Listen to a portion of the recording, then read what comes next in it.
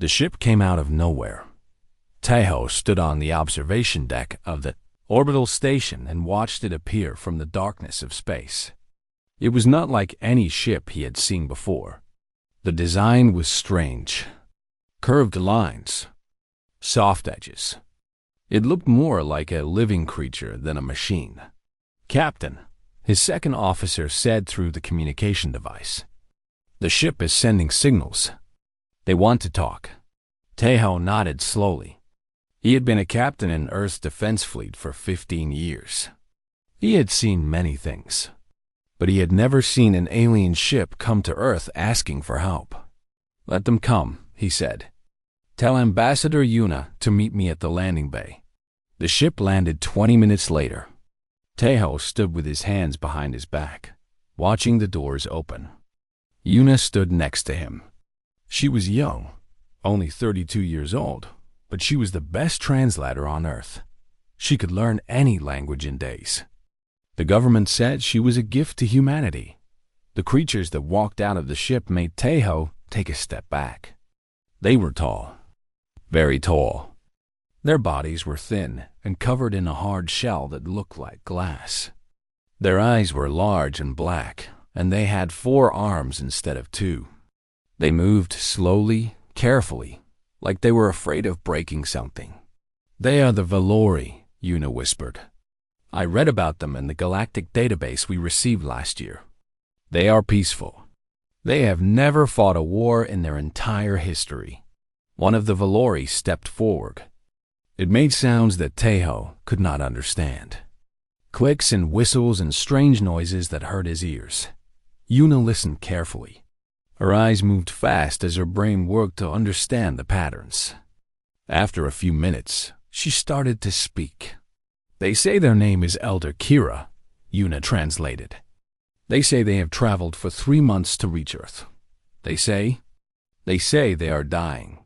Taeho felt his chest become tight. "Dying? What do you mean?" Yuna listened again as Elder Kira spoke. The sounds were sad now. Even without understanding the words, Taeho could hear the pain in them. "There is an empire called the Draven Collective," Yuna said slowly. "They conquer worlds. They take everything. Resources, technology, people. The Valori refuse to surrender their homeworld. So the Draven are destroying them, slowly, system by system, colony by colony." Elder Kira fell to its knees. The other Valori did the same. They pressed their foreheads to the ground in front of Taeho. Yuna's voice shook as she translated. "They are begging. They say they have gone to every major species in the galaxy. The Durrani said no. The Methics said no. The Galactic Council told them to accept their fate. No one will help them. Why not?" Taeho asked. "Because the Draven are too powerful. Everyone is afraid." Taeho looked at the creatures on the ground. They were shaking. Their glass-like shells made small sounds as they trembled with fear and sadness. "They say they heard about humans," Yuna continued. "They heard that humans are different. That humans protect the weak. That humans fight for others. They do not know if it is true, but they had no other choice. Earth was their last hope." Taeho closed his eyes. He thought about his daughter back on Earth. She was only 8 years old. She had big dreams about traveling to the stars one day. He thought about all the children on Earth, all the families, all the people living their lives without knowing that somewhere in the galaxy, an entire species was being erased from existence. He opened his eyes and walked forward. He knelt down in front of Elder Kira and gently touched its shoulder. "Stand up," he said softly. Yuna translated. Elder Kira looked up with those large black eyes. Taeho could see something in them now. Hope. Small and fragile, but there. "Tell them this," Taeho said to Yuna. "Tell them that humans do not let innocent people die. Tell them that we may be young. We may be small.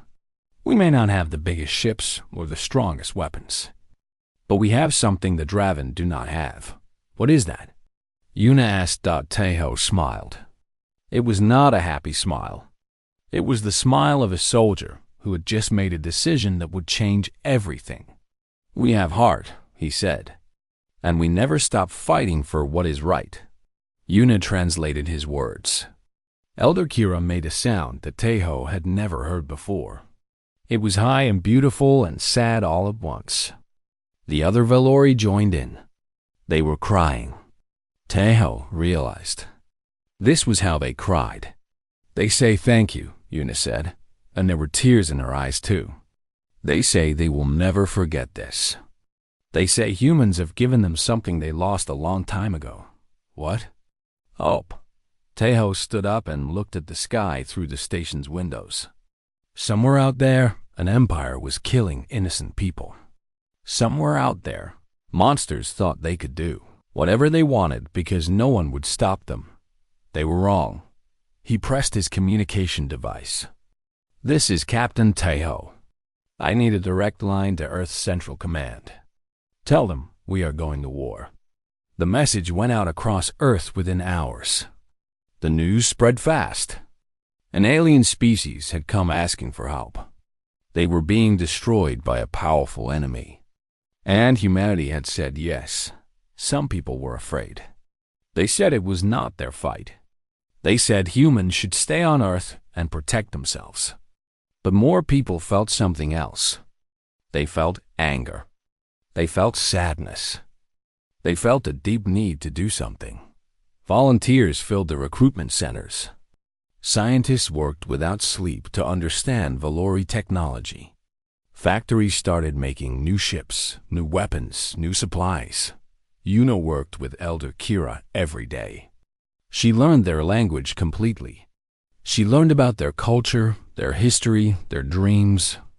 The Valori had been artists and thinkers for thousands of years. They had never hurt anyone.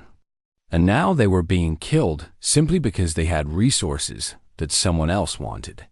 "Why do you help us?" Elder Kira asked one night. "You do not know us. We have nothing to offer you. We cannot even fight." Yuna thought about the question for a long time. "Because we are human," she finally said.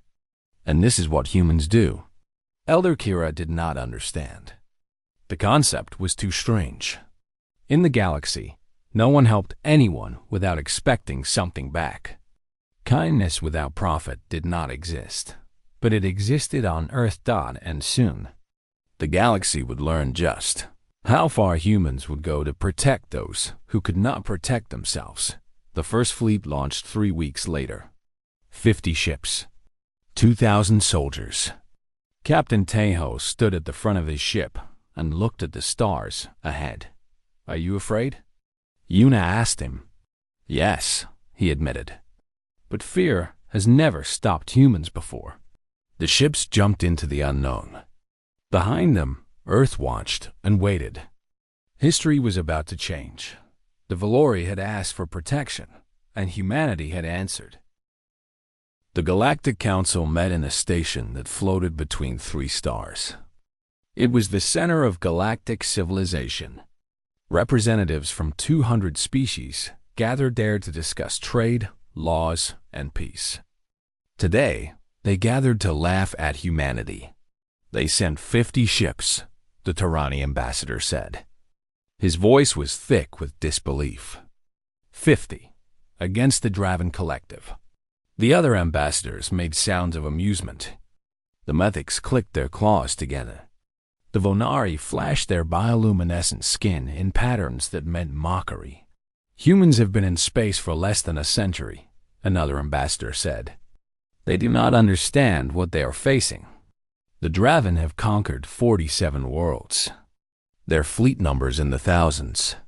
Let them go," the council leader said calmly. "Let them fight their pointless battle. When they are destroyed, perhaps other young species will learn an important lesson. Do not interfere with powers greater than yourself." Far away, Commander Hyan Wu sat in the captain's chair of the ship called Mountain. He was 45 years old, with gray hair and calm eyes. He had fought in 3 wars on Earth before joining the space fleet. He knew what battle looked like. He knew what death looked like, and he was not afraid. "Commander," his tactical officer said, "we are receiving a transmission from Valori space. The Draven have noticed us. Put it on screen." The face that appeared was terrifying. The Draven were large creatures. Their skin was dark red, almost black. They had 6 eyes arranged in a circle around their head, and their mouths were filled with teeth designed for tearing flesh. They had evolved as predators, and they had never stopped being predators. "Humans," the Draven commander said. His translator made the words sound flat and cold. "You should not have come here. Turn back now, and we will let you live. Continue forward, and you will be destroyed." Haiyan Wu leaned forward in his chair. "I have a different suggestion," he said. "Leave Valori space. Stop your attacks. Return to your own territory. Do this, and there will be no war." The Draven commander laughed. It was an ugly sound. "You have 50 ships. I have 300 in this sector alone. You cannot win." "We will see," Haiyan Wu said. "This is your only warning." The transmission ended. The bridge was silent for a moment. Then Lieutenant Bahram, the youngest officer on the ship, spoke up. "Commander, are we really going to fight 300 ships with 50? Haiyan Wu smiled. "We are not going to fight 300 ships. We are going to make 300 ships fight us. There is a difference." The human fleet moved into Valori space. They did not go straight toward the Draven. Instead, they went to the smallest Valori colony, a moon called Shelter, where 10,000 refugees were hiding. The Draven followed them. They were confident. They sent 100 ships to destroy the human fleet. It would be quick, they thought. Easy dot, they were wrong. The battle started at exactly 0600 hours. The Draven ships came in fast and aggressive. They fired their weapons without mercy. The space around Shelter filled with light and explosions. The human ships did something strange. They did not run. They did not try to dodge. They flew straight into the enemy formation and started shooting. "What are they doing?" the Draven commander demanded. "They are too close. At this range, they will take as much damage as they give." That was true. But the Draven did not understand something important about human ships. Human ships were built to take damage. On Earth, humans had fought wars for thousands of years. They had learned that sometimes you cannot avoid getting hurt. So instead of building ships that tried to avoid all damage, humans built ships that could survive damage. Triple-layered armor. Backup systems for every critical function. Emergency repair drones that could fix holes in the hull while the battle was still happening. The Draven ships were fast and powerful, but they were built to attack, not to survive. One good hit could disable them. The Mountain took 17 direct hits in the first hour. It lost 2 engines and part of its communication system. But it kept fighting. Its weapons kept firing. Its crew kept working. "Engine room, what is our status?" Haiyan Wu asked. "We have lost engines 2 and 4, Commander," the engineer replied. His name was Dongha, and he was bleeding from a cut on his head. "It did not stop working, but I can give you 80% power from the remaining engines. This ship is not dying today." The battle lasted 4 hours. When it was over, the human fleet had lost 12 ships. The Draven had lost 50-3 across the galaxy. People watched in shock. The Galactic Council received reports and did not believe them at first. "That is impossible," the Terrani ambassador said. "Humans are primitive. Their technology is inferior." "Apparently not," another ambassador replied quietly. On Shelter, the Valori refugees watched the human ships orbit their moon. Elder Kira stood among them. Tears of joy ran down the old leader's face. "They came," Kira whispered. "They actually came."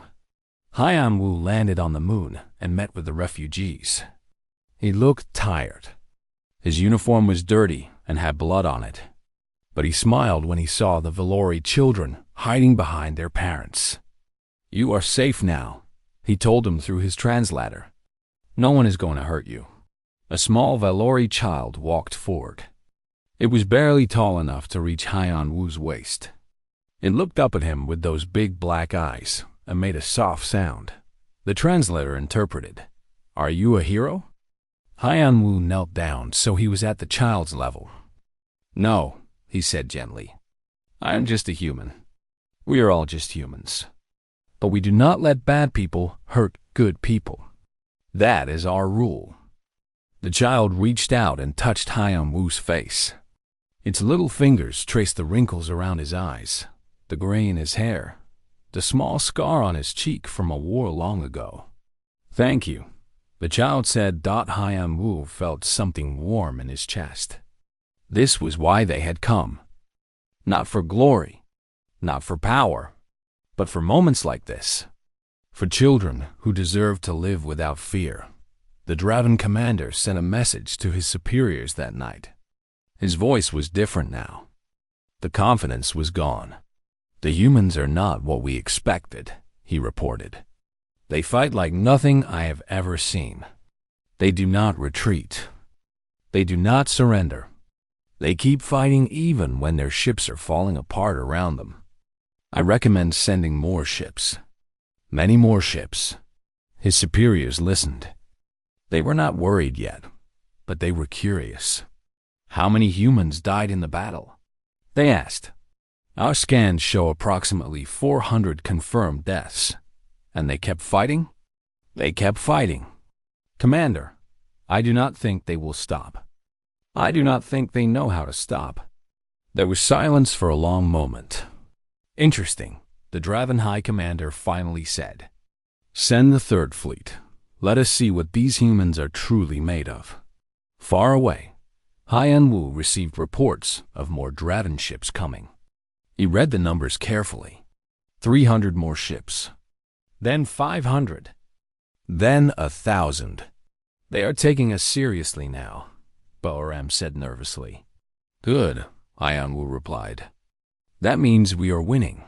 "How is that winning?" "There are more of them than ever." Haiyan Wu looked at the stars outside his window. "Because every ship they send here is a ship they cannot send somewhere else. And Earth is building more ships every day. They think this will be quick. They think they can crush us and go back to their conquest. They are wrong. This war will be long. And humans are very, very good at long wars. The galaxy had underestimated humanity. They would not make that mistake again." The war spread across 3 star systems. Lieutenant Su Min stood on the bridge of her ship, the Sunrise, and watched the Draven fleet approach. There were 60 enemy ships. She had 8. "Orders, Lieutenant?" Her pilot asked. Su Min was only 28 years old. She had joined the fleet because she wanted to explore the stars. She had never expected to fight a war. But war had found her anyway, and she had discovered something about herself. She was good at it.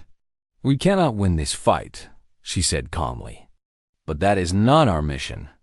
Our mission is to protect the colony evacuation ships behind us. We need to give them time to escape." "How much time?" 2 hours. Her crew looked at each other. 2 hours against 60 ships with only 8. The math was not good. "You heard the lieutenant," her second officer said. His name was J1, and he had been in the fleet for 20 years. "Let us show these Draven what humans can do."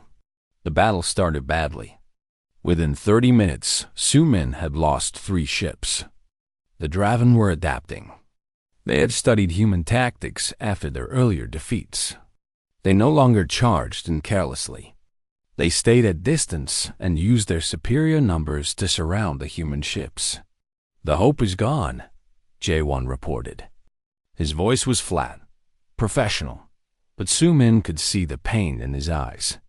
Captain Kim went down with her. Su Min closed her eyes for 1 second. Captain Kim had been her friend. They had trained together. They had dreamed together about the worlds they would explore someday. Now he was dead. "Keep fighting," she ordered. "We still have a job to do." The evacuation ships were large and slow.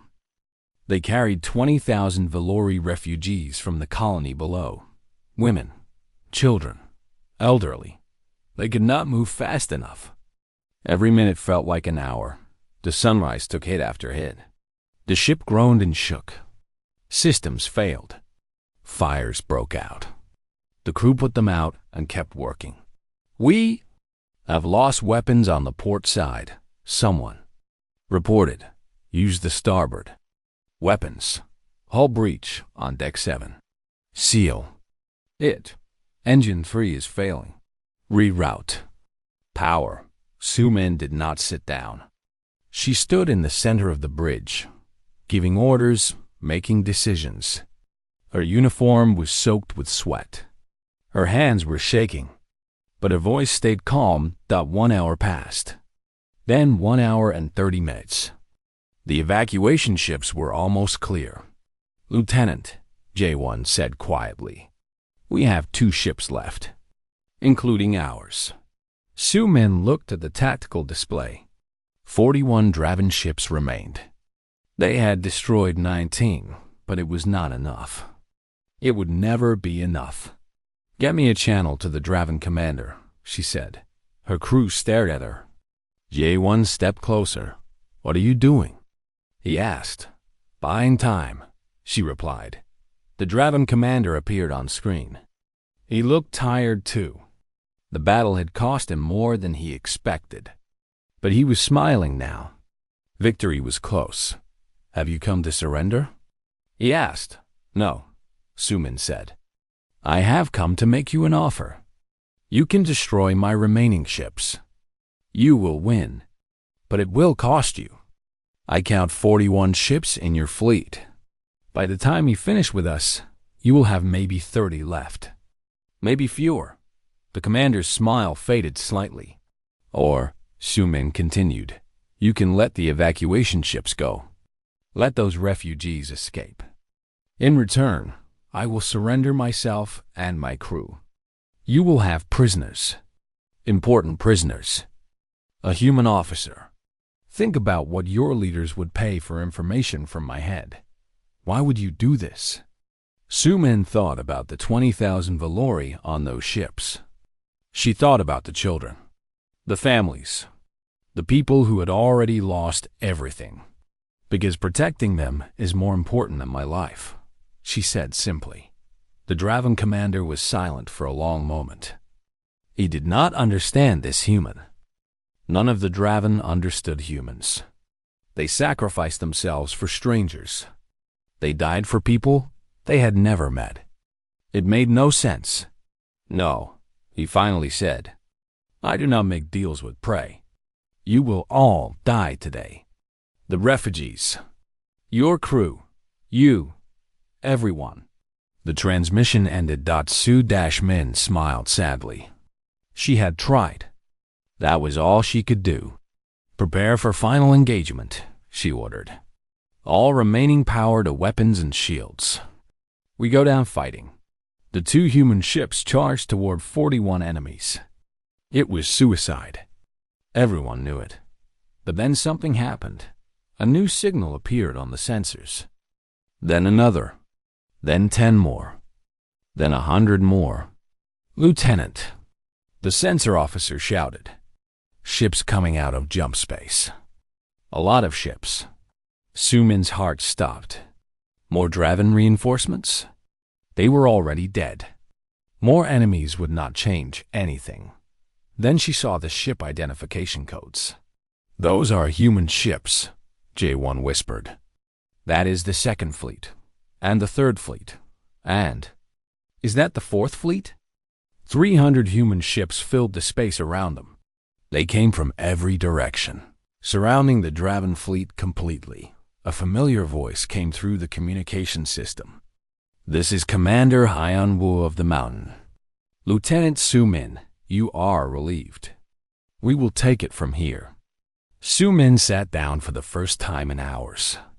Her legs would not hold her anymore. Tears ran down her face, but she was laughing. The Draven commander tried to retreat. It was too late. Human ships blocked every escape route. You wanted a fight, Haiyan Wu said over an open channel. Now you have one. The battle was short. The Draven ships were destroyed or captured within 30 minutes. The evacuation ships escaped safely. Later, Su Min met with Haiyan Wu on his ship. She was exhausted. Her ship was destroyed. Half her crew was dead. But the mission was complete. You did well, Haiyan Wu told her. You saved 20,000 lives today. We lost so many people, Su Min said quietly. 6 ships. Almost 300 soldiers. So strangers. For people we never knew. Haiyan Wu nodded slowly. That is the price of war. It is terrible. It is unfair. Good people die so that other good people can live. Is it worth it? Haiyan Wu did not answer immediately. He walked to a window and looked out at the stars. I received a message today, he said. From Earth. The Valori children who escaped 3 weeks ago, the ones from shelter, they started school. Human school.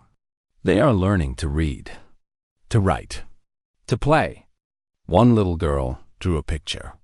She drew a human soldier with wings. She called it her guardian angel. Su Min felt her throat become tight. That is why it is worth it, Haiyan Wu said.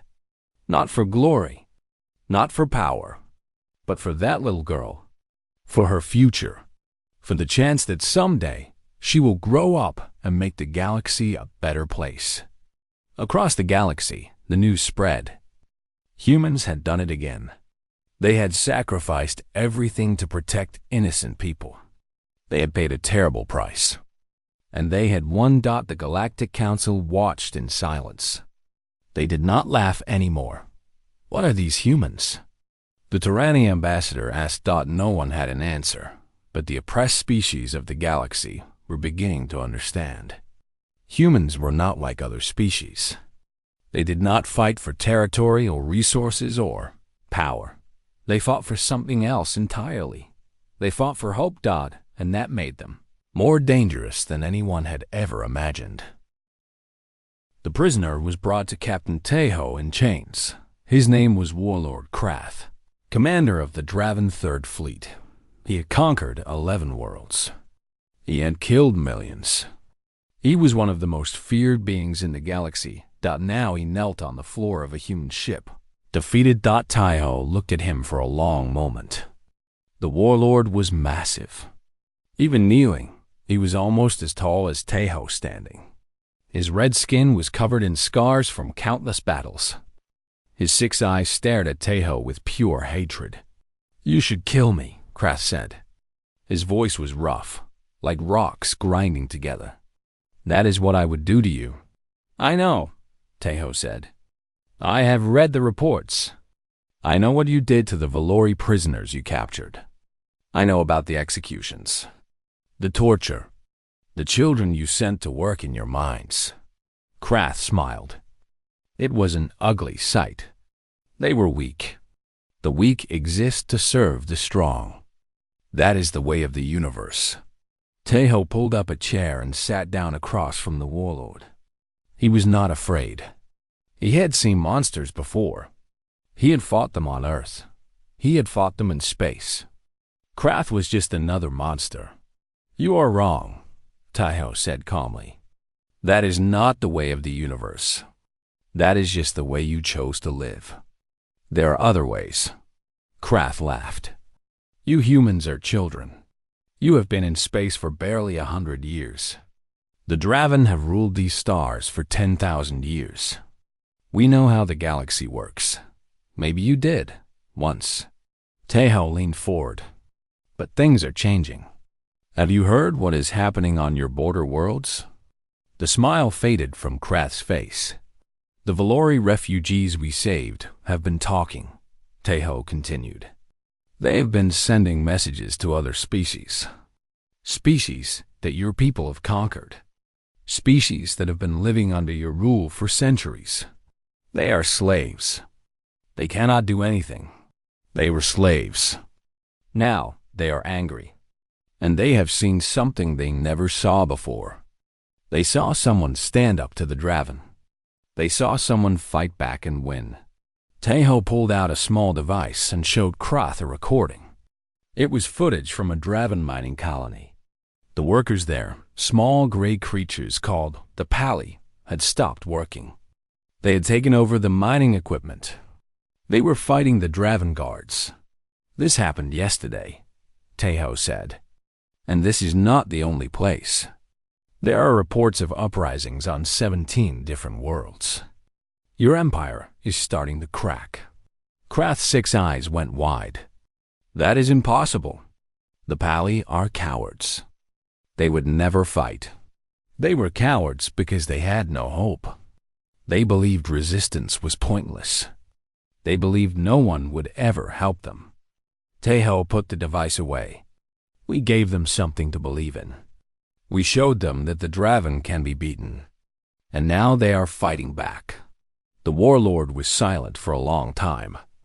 His chains made small sounds as his hands trembled. What do you want from me? He finally asked. I want you to send a message to your high command, Tejo said. I want you to tell them that humans do not want war. We did not come here to conquer. We came here to protect the Valori. If the Draven stop their attacks, if they release their conquered peoples, if they become part of the galactic community instead of its enemy, we will stop fighting. Krath stared at him in disbelief. You want peace? After everything we have done? Yes. Why? Tejo thought about all the soldiers he had lost, all the funerals he had attended, all the letters he had written to families back on Earth. He thought about the cost of war and how much more it would cost if it continued. Because war is terrible, he said quietly. Even when you win, you lose. People die. Families break. Hearts become hard. I do not want that for humanity. I do not want that for anyone. You are offering mercy to your enemy. I am offering a choice. Your people can continue this war. You can send more fleets. You can fight until every Draven ship is destroyed and your empire is nothing but ashes. Or you can choose a different path. Krath lowered his head. For the first time, he looked old, tired. The fire in his eyes had dimmed. Your high command will never accept, he said. They would rather die than show weakness. Maybe, Tejo agreed. But the message will not only go to your leaders. It will go to every Draven ship, every Draven colony, every Draven citizen. They will know that humans offered peace. And they will remember that when the war continues, they will remember whose choice it was. He stood up and walked toward the door. Wait, Krath called out. Tejo stopped. You could have killed me. You could have tortured me for information. You could have made me suffer the way I made others suffer. Krath's voice was strange now, confused, almost scared. Why did you not do those things? Tejo looked back at him. Because revenge does not bring back the dead. Because cruelty does not make the universe better. And because being kind to an enemy takes more strength than being cruel. That makes no sense. Not yet, Tejo said. But maybe someday it will. He left the warlord alone with his thoughts. The message went out 3 days later. Krath recorded it himself. He told the Draven people what had happened. He told them about the human offer. He told them about the mercy he had been shown. I have conquered worlds, he said in the recording. I have killed without number. I was everything the Draven are supposed to be. And this human captain, instead of executing me, offered me food, a clean room, medical care for my wounds. He asked me about my family. He listened when I talked about my children. Krath's voice cracked slightly. I do not understand these humans. But I am beginning to think that maybe we are the ones who have been wrong. Maybe strength is not about domination. Maybe true strength is something else entirely. The recording spread across the galaxy in hours. The Draven High Command tried to stop it. They could not. Too many people had already seen it. On the conquered worlds, the slaves watched the message and wept. The great warlord Kroth, broken not by force but by kindness. It seemed impossible, and yet it was true that the uprisings grew stronger. More species joined the rebellion. The Draven found themselves fighting on 100 fronts at once. Ambassador Yuna watched the reports and smiled. "They are doing it," she said to Tejo. "The conquered peoples are freeing themselves." "Good," Tejo replied. "That was always the goal. Not to conquer the Draven, just to show everyone that they could be resisted. The rest would happen naturally." "You planned this from the beginning?" Tejo shook his head. "No, I hoped for it.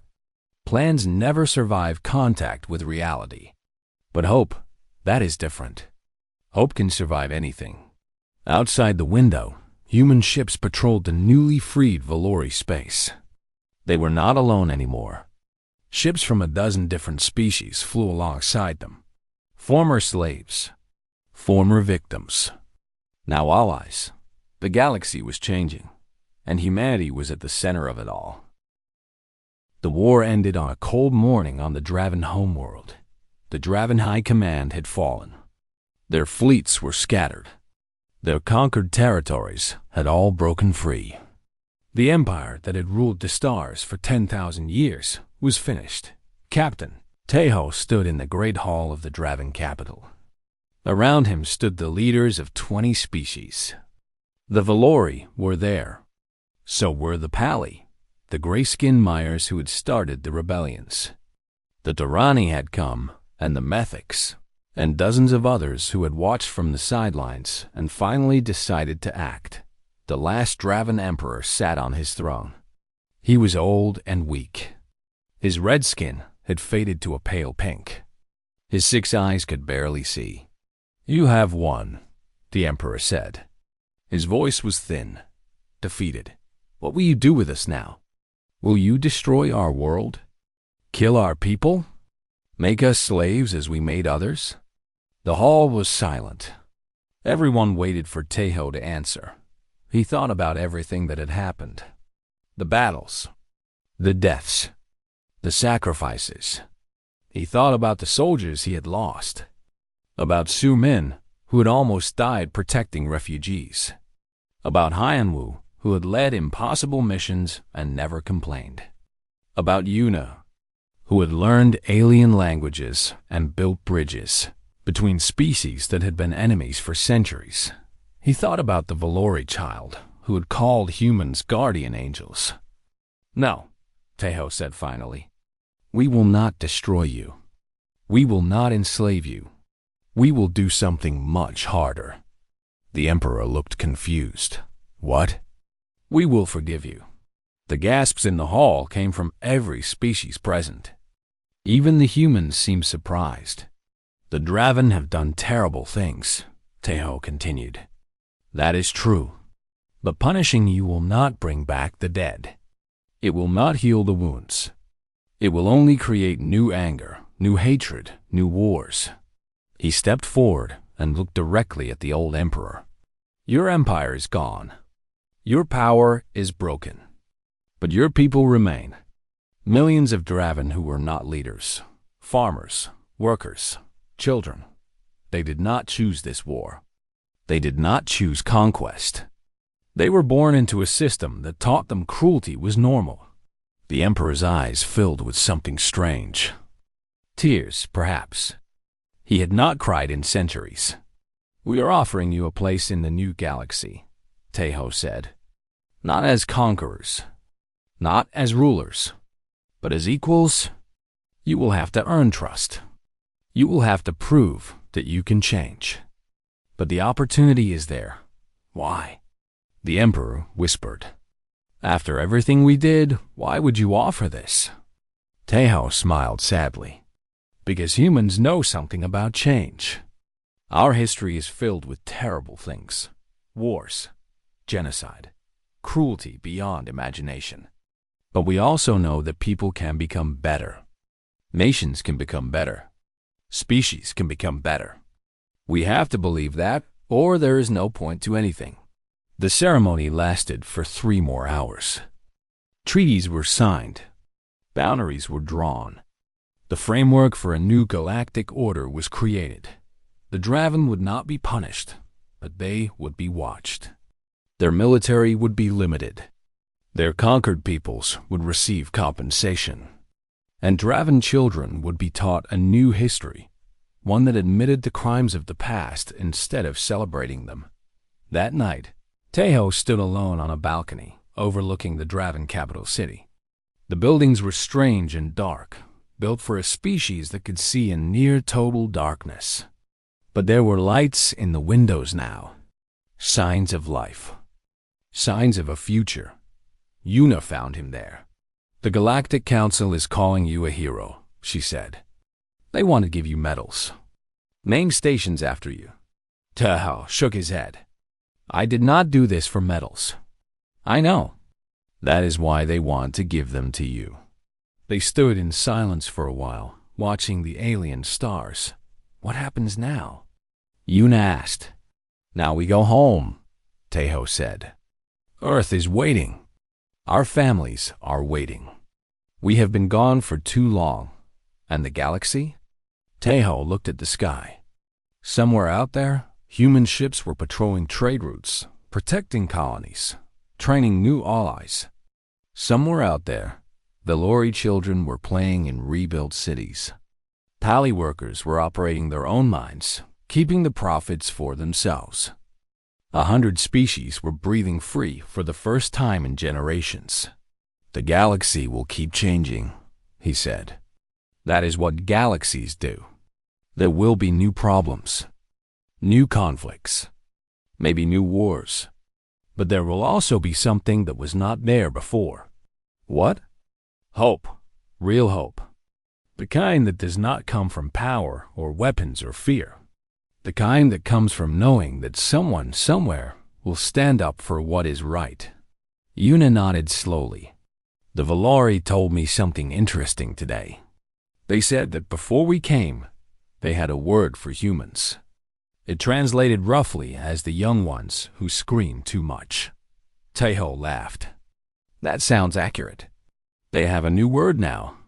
It does not translate perfectly, but the closest meaning is something like the ones who protect." Yuna paused. "They are adding it to their sacred texts. 1,000 years from now, Valori children will read stories about the humans who came from a small blue planet and saved their people." Tejo felt his eyes become wet. He blinked quickly and looked away. "I hope," he said quietly, "that we can live up to those stories." "We will," Yuna said with certainty. "That is what humans do. We make mistakes. We fail. We hurt each other and ourselves. But we also try. We keep trying, even when it seems impossible. And sometimes we succeed." The next month, the human fleet returned to Earth. They came as heroes. Millions of people lined the streets to welcome them home. Children waved flags. Parents cried with joy. The soldiers who had left as unknowns came back as legends. But Tejo did not attend the parades. He did not make speeches. He went home to his small apartment, hugged his daughter for a very long time, and then slept for 3 days straight. When he woke up, he found a message waiting for him. It was from Elder Kira. "Captain," the message said, "I wanted you to know that we have started rebuilding our homeworld.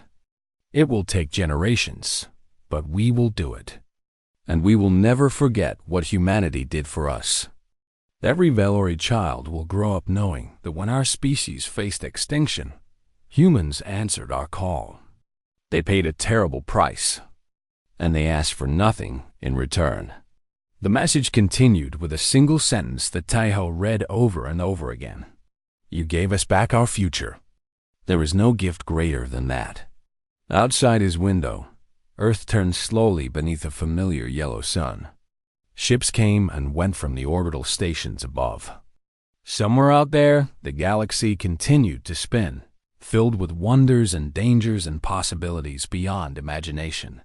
Humanity had answered a cry for help. They had gone to war for strangers. They had bled and died and won. And in doing so, they had changed the galaxy forever, not through conquest, not through fear. Through compassion. That was humanity's greatest weapon. And the galaxy would never forget the price they paid to wield it.